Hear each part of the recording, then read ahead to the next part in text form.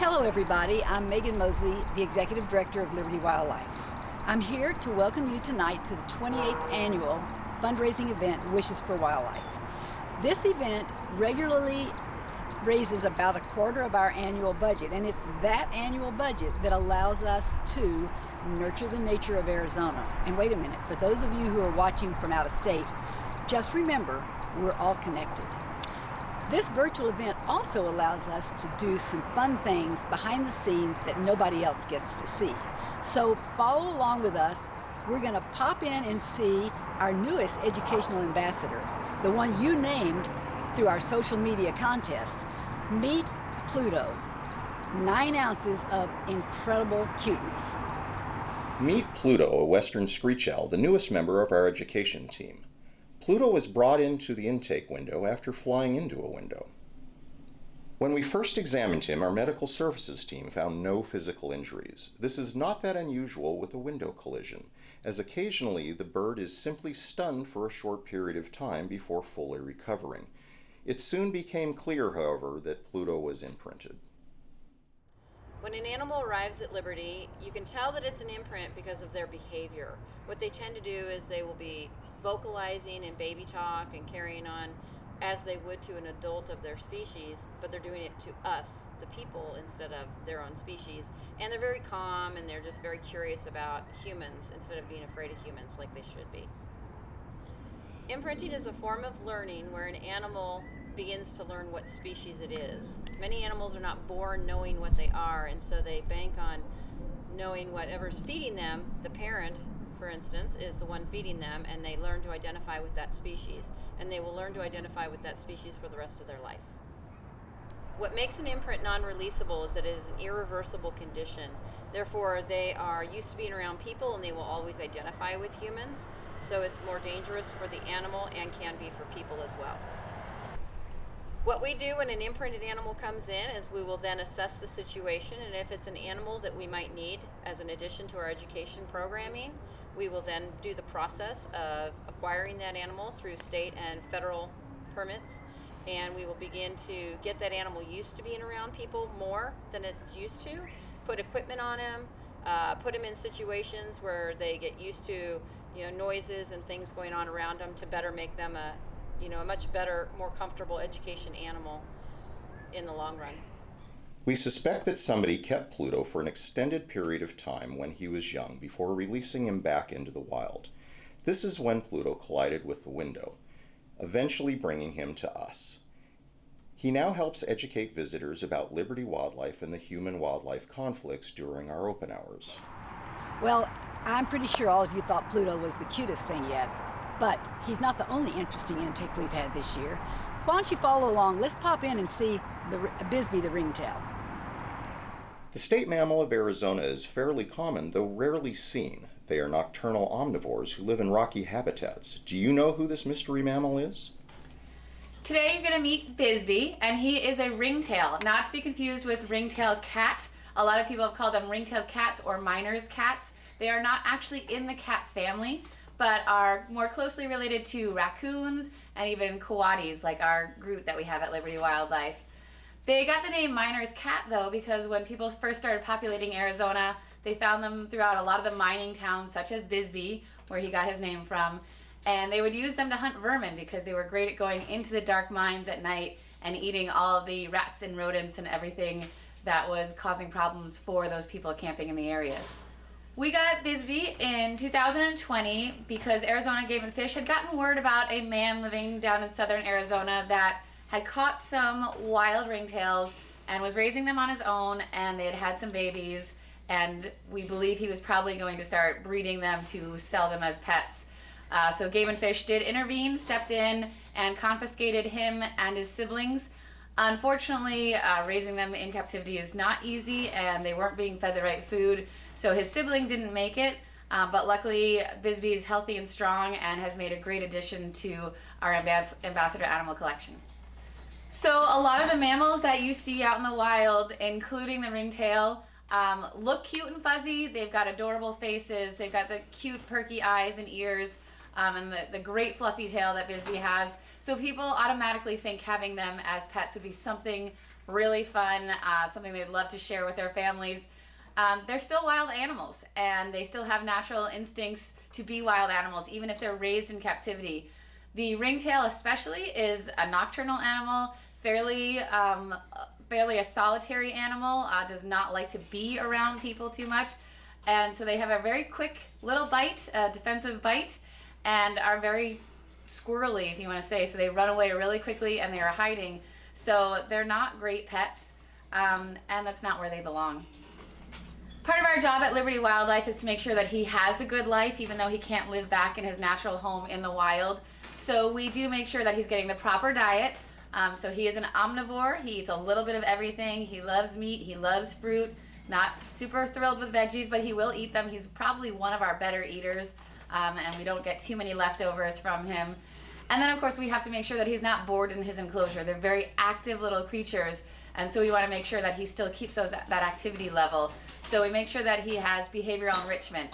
So we give him different toys, different things to forage in so that he's actually actively looking for his food, which he would in the wild, and just anything that we can to make his day or night a little bit more exciting, and so he doesn't get bored and just feel locked in captivity. Welcome back, everybody. I hope you enjoyed seeing Bisbee. Now we're going to take you into our orphanage. Every year we raise thousands and thousands of baby critters, mostly baby birds, but there are others. And we have a staff and volunteers who do an incredible job of making this a successful endeavor. But we take huge solace in the fact that some of our babies are raised by foster parents. For example, like Bert and Ernie. Every year around March, Liberty Wildlife starts taking in orphaned animals. During our Orphan Care season, which lasts roughly from March to September, we take in thousands of orphans. Raising that many animals is a big job. But thankfully, this year we found some foster parents willing to help. So we got Bert and Ernie to be foster parents for our baby quail. So we haven't had a foster parent for the baby quail in a few years, and their success rates haven't been what we would like. And so we got Bert and Ernie to be the new foster dads for our baby Gamble's quail.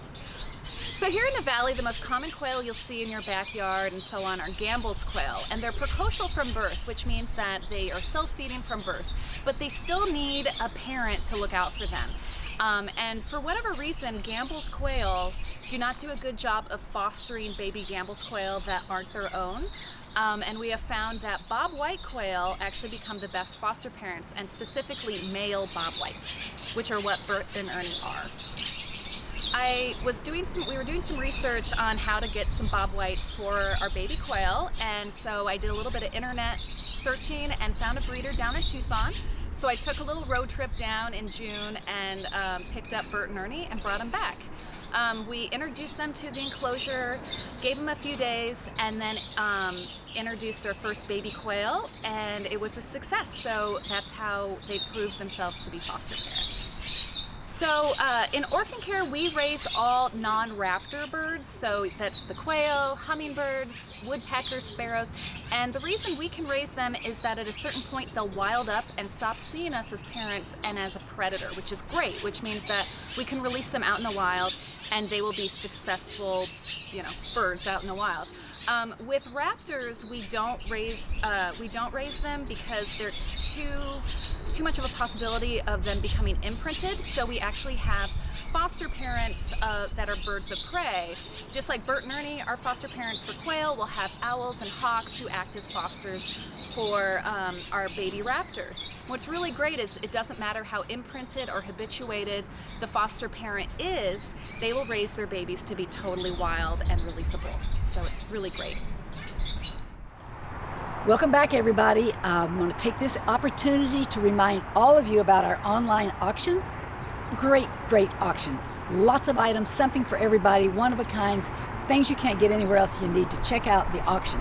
And for those of you who've been trying to get a PlayStation 5, you've done everything you could to get a PlayStation 5, but you couldn't get a PlayStation 5, we got one. And it's one of our raffle tickets, one of our raffle items, and we know you want it. So check out the raffle, check out the auction. It's just one of a kind. And one of the other really fun and cool things that's been going on our campus this year is the making of a documentary about Liberty Wildlife. Stay tuned and we'll show you some exclusive footage from the documentary.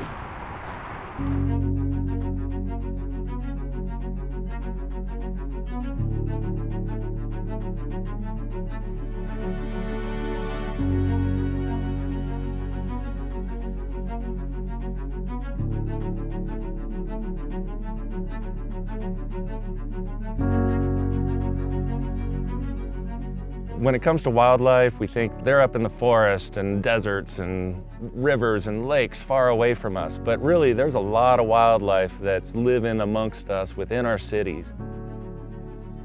Learning how to live with them in those urban environments is quite important.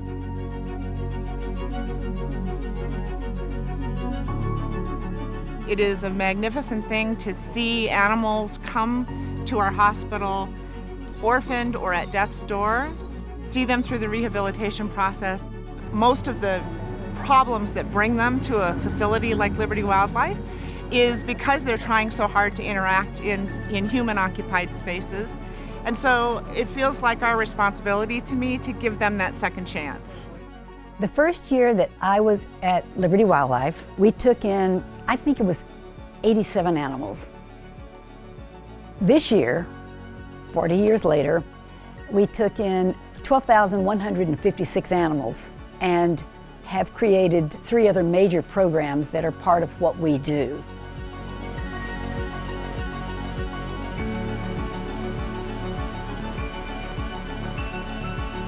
If people don't know we're there, and they don't know that rehabilitation is something that happens, and they don't know there is something they can do when they find an orphaned, sick, or injured wild animal, then they don't do anything. But if they know, then they do. Hey, I called earlier. Oh, great. How can I help you? I found this in my front yard. Anywhere people find animals that are wildlife, not pets, Liberty Wildlife is there for them. We'll get them checked out. Our daily care team, they have to learn to deal with the avian species, mammals, reptiles. So the diets are all different, the care is different, and everybody has to be trained on how to care for them properly so that that animal is given everything that it needs so that it can have the best outcome. I have a board certification in avian medicine specifically, and at Liberty Wildlife the majority of the animals that we see are birds coming through, and so my specialty in avian medicine has allowed me to have a really good focus towards the specific species that they see here. When we're having new veterinarians or technicians that are coming in or new volunteers who are wanting to get into the veterinary field, I'm able to help teach them the very specific things about birds in particular. Things to look for on physical examinations, things to look for on x-rays. How do we manage certain problems differently in a bird versus a mammal? The animals that are coming in here are not people's pets. They don't have a steward to care for them for their lifetime. They, don't really have a voice to ask for help. And so when people find them and drop them off here, it's up to us to be that voice for them. When an animal comes in, they're afraid. Sometimes they're so down that you don't know whether this one's going to make it or not, but you watch it progress. And, it just seems like there's a will to live. The ones that we can release, that's the number one goal. That's success. That's wow, that's the best. Making sure that an animal is prepared to be released into the wild, there's several factors that go into that. You have to think about the livelihood that that animal would have. So we have to take them through several flights. We're going to grab the big girl today and check her weight, check her transmitter, make sure it hasn't slipped or anything, Okay. and we'll get her in and see that she's ready for release. All right, sounds good. All right. The one hawk that we were focusing on today is a big female, and she had, unfortunately, been shot. The beautiful thing about her was she's strong, she's big. As far as wing breaks go, it was a good break, so we were very optimistic that her healing would take place. We'll see how strong she flies. She was doing great in the flight cage.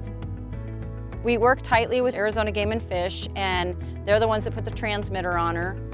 The benefit for having these transmitters on the birds and tracking the information there, it helps the biologist and everybody understand the pathways that they take And really what we're looking at there is to identify those hotspots that are important to particular species, important to multiple species for a migration corridor. We'll want to make sure that we don't put up infrastructure in those areas. Hi, beautiful. This one's Big Mama.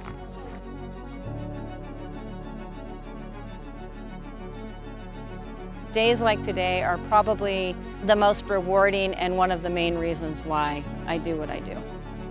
When you see one that comes in that's injured and you're able to see them go through the process of healing and then being released back into the wild, I mean, how great is that? All right, kid.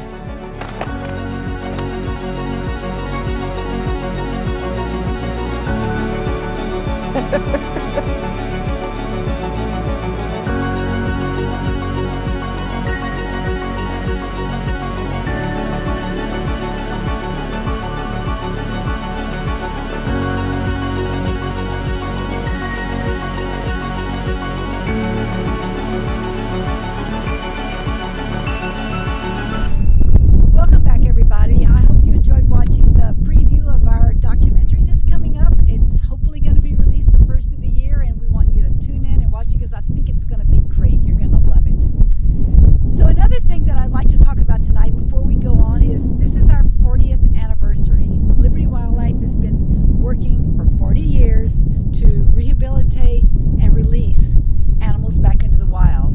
There's thousands and thousands and thousands of animals that have gone back and have a second chance because of the folks at Liberty Wildlife and because of you and the part you play. And that's what we're going to do next.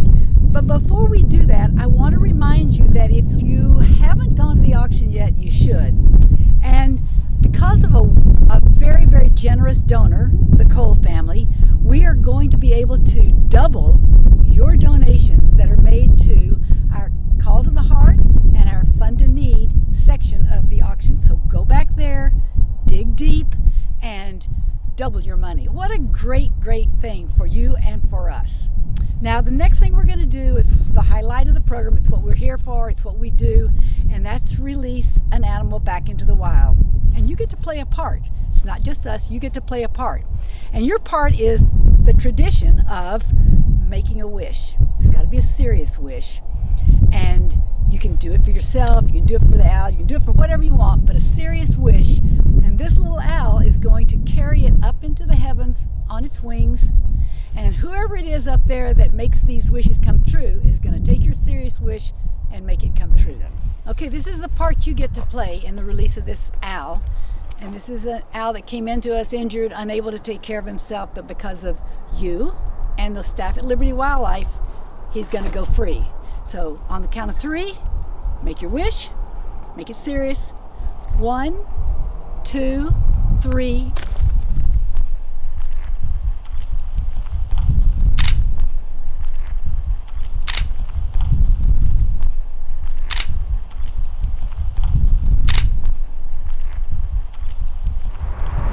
Okay, everybody, I want to remind you, go online. 5 o'clock Sunday afternoon is the end of the auction. I hope everybody gets what they want. Let's make it 100% successful. And with that, I want to thank all of our sponsors. I want to thank all of you for participating in this year's Wishes for Wildlife. Thank you so much from all of us at Liberty Wildlife. We'll see you next year.